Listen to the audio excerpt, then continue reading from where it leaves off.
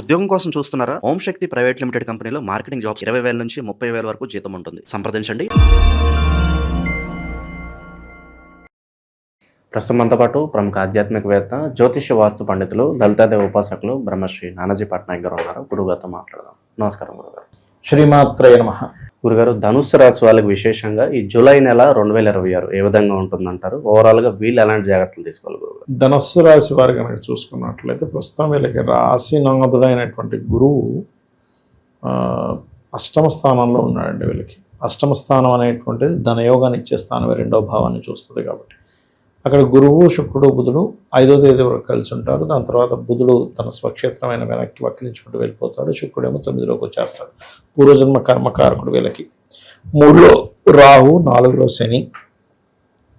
మిగతా గ్రహాలు కనుక చూసుకుంటే పరాక్రమ స్థానాధిపతి అంటే పరాక్రమకారకుడు 6లో ఉండడము, భాగ్యంలో శుక్రకేతులు 5వ తేదీ నుంచి కలిసి ఉంటున్నారు. ఈ యొక్క గ్రహస్థితిని అనుసరించి వీరికి ఎలా ఉండబోతుంది, ఎటువంటి విషయాల పట్ల వీళ్ళు జాగ్రత్త వహించాలి, ఏ దేవత ఆరాధన చేయాలనేటువంటి అంశాలు చెప్తుంది. నేనైనప్పటికీ చెప్పిస్తుంది సాక్షాత్ లలిత అమ్మవారిగా భావిస్తూ ఆ లలితాంబిక అమ్మవారి యొక్క అనుగ్రహం మీకు పరిపూర్ణంగా కలగాలని మనస్ఫూర్తిగా కోరుకుంటూ, ఈ లగ్నాధిపతి ఎప్పుడైతే అష్టమంలో ఉన్నాడో రీసెర్చెస్ రిలేటెడ్ సంబంధించిన విషయంలో వీళ్ళకి చాలా బాగుంటుంది చెప్పాలంటే. అదేవిధంగా కొంచెం వీళ్ళు ఈ ధనాధిపతి ఎప్పుడైతే 4వ భావంలో ఉన్నాడో వీళ్ళకి అర్ధాష్టమ శని కూడా నడుస్తుంది. కాబట్టి ఏదైనా భూమి మీద కానీ, గృహం మీద కానీ, లేకపోతే ఏదైనా కోర్స్ నేర్చుకుందామని ధనం కట్టే విషయంలోని చాలా జాగ్రత్తగా ఉండాలి. 4వ భావాధిపతి అంటే 4వ భావంలో ఉండే గ్రహం 2, 3 అధిపతి రాహు సంబంధం వచ్చింది. కాబట్టి తెలియకుండానే కబ్జా ల్యాండ్స్ తీసుకోవడము, కొంచెం తల్లిగారి ఆరోగ్య విషయం పట్ల కూడా జాగ్రత్తగా ఉండాలి.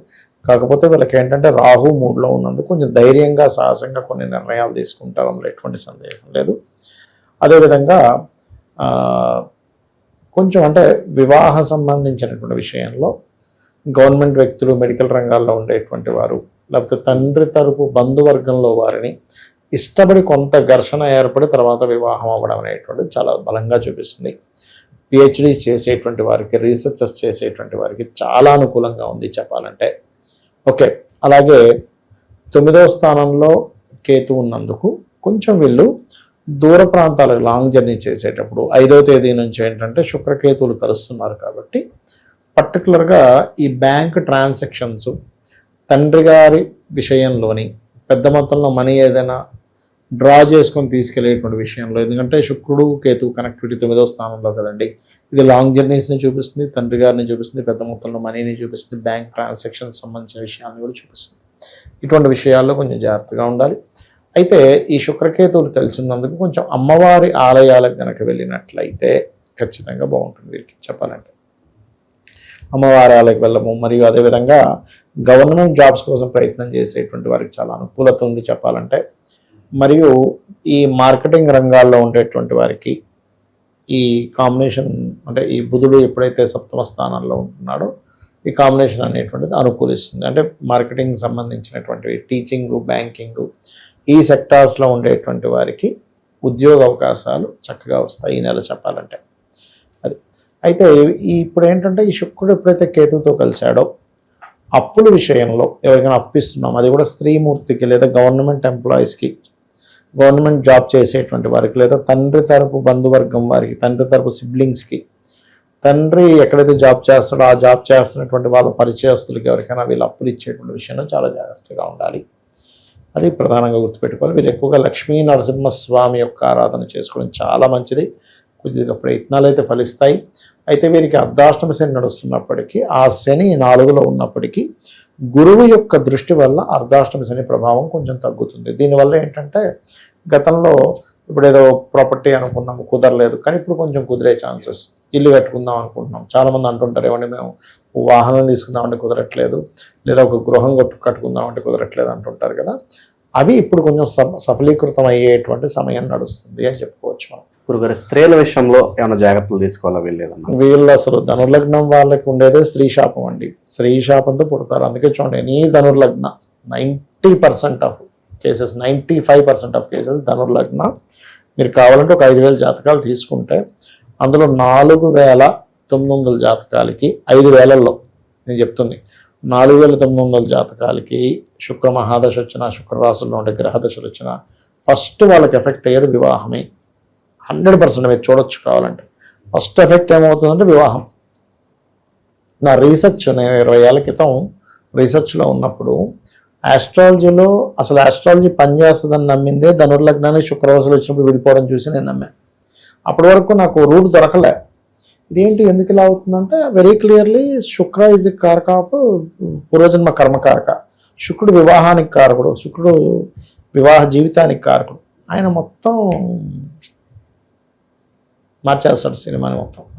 గురుగారు, ఫ్యామిలీ రిలేటెడ్ ఇష్యూస్ ఈ మధ్యకాలం మనం చూస్తున్నాము, చాలా ఎక్కువైపోతున్నాయి. భార్యాభర్తల మధ్య అన్యోన్యత కావచ్చు, ఏవో ఫ్యామిలీ పరంగా చాలా డిస్టర్బెన్సెస్తో అవునండి. మరి దీనికి సంబంధించి మంచి పరిహారం ఏదన్నా తెలియజేయండి. ఇక్కడ ఫ్యామిలీకి సంబంధించిన విషయాల్లో అసలు మెయిన్గా ఎందుకు కలవట్లేదు అంటే, ఒకటి ఎక్స్పెక్టేషన్స్ పెరిగిపోయాయండి. ఎవరికి కూడా సాటిస్ఫాక్షన్ లేదు లైఫ్ మీద. పొద్దున్న లేస్తే ఉరుకులు పరుగులు నైట్ వరకు. సండే వచ్చిందంటే ఇంకా ఒక్కరోజు ఏదో కొంచెం అలా మళ్ళీ ఫ్రెండ్స్లో వెళ్ళిపోయి సాటిస్ఫాక్షన్ లేని జీవితాలు అయిపోయాయి. మెయిన్గా కాస్ట్ ఆఫ్ లివింగ్ పెరిగిపోయింది. ఇవన్నీ ఎక్స్పెక్టేషన్ ఏమో పెరిగిపోయింది, కాస్ట్ ఆఫ్ లివింగ్ పెరిగిపోయింది. అందుకని దాంట్లో ఇమ్మడలేకపోతున్నాడు మనిషి. అదొక ఎత్తు అయితే, వాళ్ళ పర్సనల్ చార్ట్స్లో 7వ స్థానం 12వ స్థానం పాడైతే కూడా ఫ్యామిలీలో గొడవలు వస్తూ ఉంటాయి. దీనికి ఏమిటి అంటే, ఒకటి వీళ్ళకి 7వ భావము 12వ భావంలో ఏ గ్రహాలు ఉన్నాయి, ఆ గ్రహాల యొక్క మహాదశలు అంతర్దశలు పాపగ్రహాలతో ఉంటే వాడికి దానాలు ఇవ్వాలి ఒకటి. రెండవది, వాస్తులో కూడా ఇంట్లో నైరుతి మూల ఉంటుంది చూసారా, నైరుతి మూల పొరపాటును కూడా చెట్లు పెంచకూడదు. అది భూమిని చీల్చుతూ ఉంటుంది చెట్లు, మొక్కలు పెట్టడం పెంచు, అది కూడా చాలా మటుకు ప్రమాదం. ఆగ్నేయంలో ఉండొచ్చు చెట్లు, అసలు చేయకూడదు. నైరుతి మూల పొరపాటును కూడా అద్దం పెట్టకూడదు. ఇవన్నీ కూడా కొంచెం ఇద్దరి మధ్యన విచ్ఛిన్నానికి దారితీస్తుంది. కత్తెరలు పెట్టడం, అదే చాలా పెద్ద డేంజర్. కత్తెర పెడితే కనుక కట్ అయిపోతుంది ఇద్దరు రిలేషన్ అనేటువంటి. అలా ఈ జాగ్రత్తలు తీసుకుంటూ నైరుతి మూల క్రీమ్ కలర్ ఉండేలా చూసుకుని, మాస్టర్ బెడ్రూమ్లో వీలైనంత చీకటిగా ఉండేలా చూసుకొని, లలితా సహస్రనామాలలో ఓం శివకామేశ్వరాంకస్త శివా స్వాధీన వల్లభాయ నమః అనే మంత్రం చేసుకోవాలి. ఖచ్చితంగా వీరికి బాగుంటుంది. అయితే ఈ నామాన్ని రోజుకి 48 నిమిషాలు చేయాలి. చేస్తే కనుక ఖచ్చితంగా బాగుంటుంది. అదేవిధంగా మరొక విషయం ఏంటంటే, ఇక్కడ కొన్ని సందర్భాల్లో ఇద్దరికి వివాహం చేసేటప్పుడు కూడా ఈ 12వ భావం ఎలా ఉందో చూడాలి. ఇద్దరికి 12వ భావం పాడై 2 వివాహాలకు సంబంధించిన యోగాలు ఉంటే ఇద్దరికి చేయడం వల్ల తొందరగా విడిపోతారు. అలా కాకుండా ఒకరికి బాగుంది ఒకరికి బాగాలేదు, అప్పుడు ఏమవుతుందంటే ఏదో చిన్న గొడవలు వస్తుంటే పోతుంది. ఇలాంటప్పుడు ఒక్కొక్కసారి సందర్భంలో అమ్మాయి ఏదైనా పుట్టింటికి వెళ్ళింది, లేకపోతే ఈ అబ్బాయికి ఏదైనా ఉద్యోగరీత్యా వేరే ప్రాంతానికి వెళ్ళి, అప్పుడు ఆ దోషం నల్లిఫై అయిపోతుంది. అంటే ఇప్పుడు హైదరాబాద్లో జాబ్ వెతుకున్నాడు, త్వరగా బెంగళూరులో వెతుక్కున్నాడు, దొరికింది, అప్పుడు ఆ దోషం పోతుంది. కొన్నిసార్లు వాంటెడ్లీ జాబ్ పరంగా ఏదైనా దూరంగా వెళ్ళడం వల్ల కూడా వీళ్ళ జాతకాల్లో ఉండేటువంటి దోషం పూర్తిగా పోతుంది. ఓవరాల్గా జూలై నెల వీళ్ళకి ఎలా ఉండబోతుందో మంచి విశ్లేషణ అందించారు. ధన్యవాదాలు. శ్రీమాత్రే నమః.